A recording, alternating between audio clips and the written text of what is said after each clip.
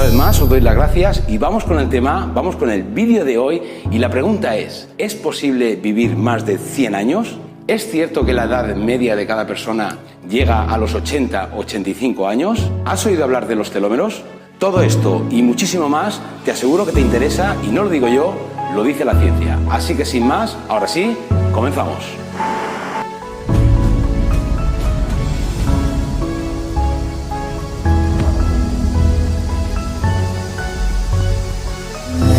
Bien, compañeros, antes de nada, entender que el cuerpo está formado por millones de células y que progresivamente en el tiempo estas se van multiplicando. Pero al multiplicarse hay un problema, ya se detectó, fue premio Nobel en el 2009 y no es ni más ni menos que hay una secuencia al final de cada cadena de nuestro ADN a la que se le llama telómeros.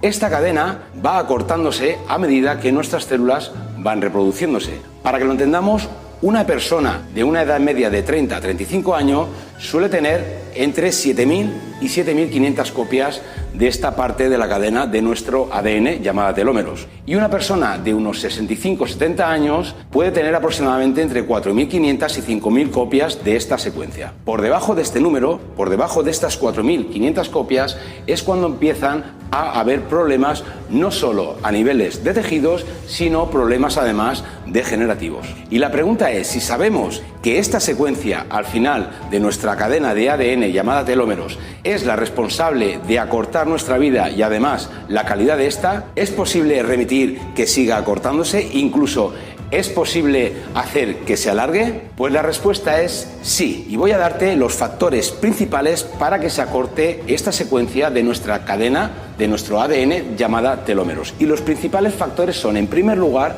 la inflamación. En segundo lugar, tenemos la oxidación, es decir, la oxidación de nuestros tejidos. Y en tercer lugar, la deshidratación.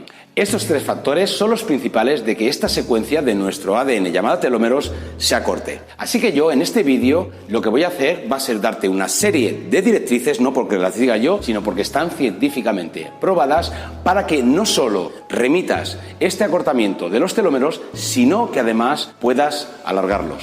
Bien, en primer lugar tenemos el deporte. El deporte es vital para no solo evitar el acortamiento de esta secuencia, sino para alargarla. Pero no todos los tipos de deportes son igual. Y las principales prácticas de deporte para que esto ocurra, es decir, para que no solo no se acorte, sino para que se alargue, son en primer lugar el entrenamiento HIIT, es decir, el entrenamiento por intervalos de alta intensidad. En segundo lugar, tenemos el entrenamiento de fuerza. Y aquí sí que voy a hacer hincapié porque mucha gente no practica este deporte por riesgo, por miedo a la lesión. Y la lesión ocurre por no practicar este deporte. Y en tercer lugar, practicar deportes como el yoga, tai chi o qigong, en los que introduciríamos métodos de respiración y de meditación. En segundo lugar, tenemos el descanso, y es que el descanso es vital para la vida. Además, lo he dicho en numerosas ocasiones, sobre todo a gente de mi alrededor, y es que no es lo mismo dormir más horas que dormir horas de calidad, porque simplemente si quisiésemos dormir más horas,